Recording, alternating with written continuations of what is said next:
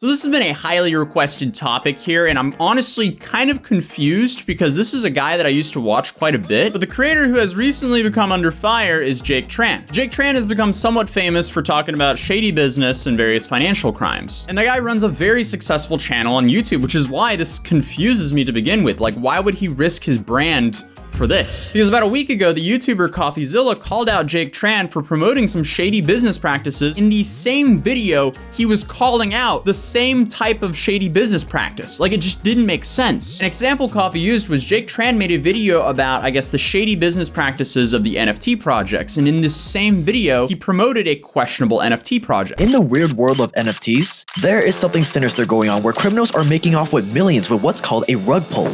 Once you realize, like, I'm making a lot of money flipping NFTs, you realize, oh my God, the project that I'm buying these NFTs from are making 5% of every single transaction. So like, that's where the real money's at. I'll use the project that we're advising for as the example, the Cunning Wolf Society.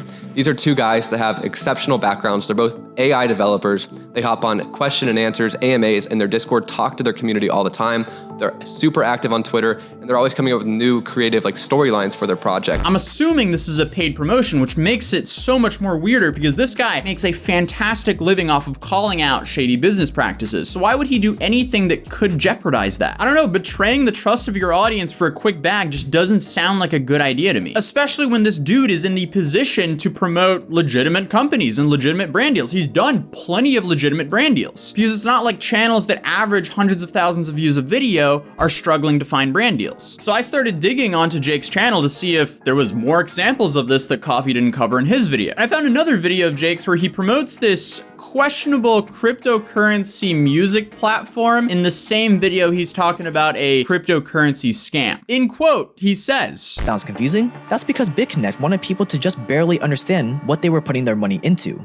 They wanted to attract people who didn't know that much about cryptocurrency. So if you're feeling confused, you would have been BitConnect's ideal investor." And then he just follows that by shilling this. Tune FM is the Web3 of Spotify that's actually live and working, meaning that you can click the link below, sign up, and start listening to music right now, just like you would for Spotify. It already has artists like Beyonce on there, and basically when the music gets played, the artist gets paid immediately for every second of streaming. And it's much more than what an artist can earn on Spotify, like upwards of 10x more. The reason this is possible is because it's run on their native Jam token, which is based on something called Hedera Hashgraph, and not something like Ethereum that is inherently built to fail because it can't scale with the slow transaction times and fees. Okay, valid criticism of Ethereum, but that doesn't make the other product good. I could probably go on like a 10-minute tangent on why Hedera Hashgraph is not decentralized. I feel like it's kind of like saying that Walmart is a family business. While that's kind of true, not really. But that's not what we're talking about in this video. We're talking about Jake Tran shilling a service that has this weird cryptocurrency token that's built on Hedera Hashgraph called Jam token, which I have even more problems with. So for you to give up your email and information, they're essentially giving you 100 Jam tokens, which probably doesn't say anything to you. So let's see how much that is. 100 Jam tokens is currently 4 cents. Then in their white paper, essentially it says that they're giving away Jam tokens to people who sign up and to people who give up their IDs. But they're also giving away this Jam token to people who refer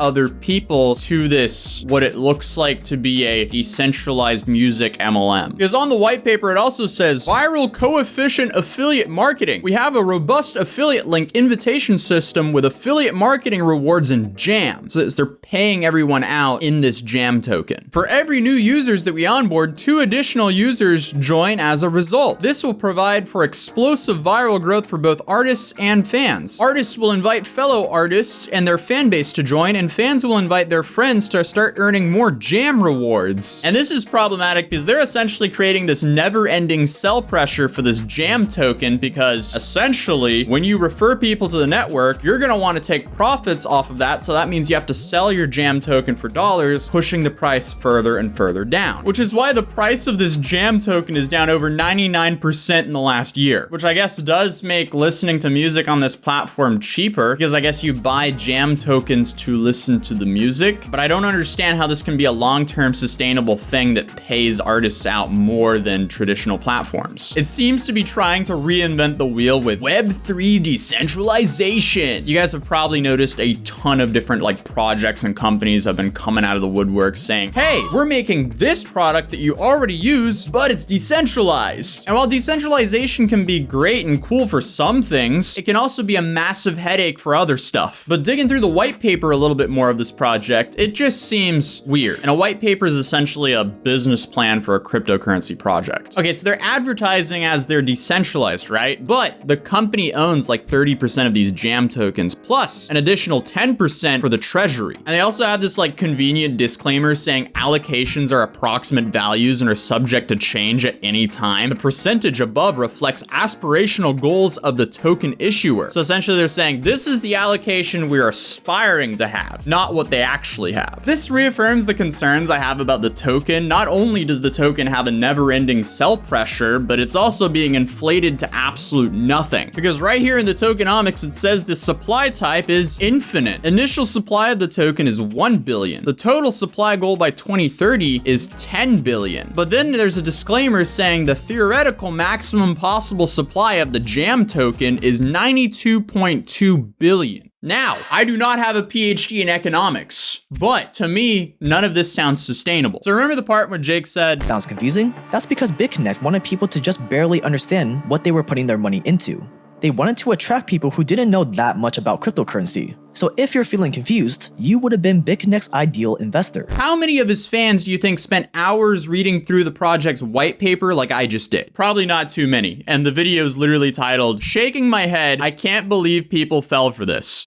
Yet he promotes something that's not the easiest thing to understand. Like I hinted at earlier, it looks a lot like an MLM to me. And if you go to the most listened songs on the site, I mean, I'm not trying to like diss these artists or no offense to these artists, but I don't think there's anything the average person here would recognize. To me, listening to music on YouTube sounds like a whole lot better of a deal. So again, why is Jake Tran risking his entire image promoting questionable services to make a quick buck, especially when he's already getting reputable good brand deals? Well, he did respond to Coffeezilla's video with this. What did you expect out of a channel that teaches you how to be evil, lol?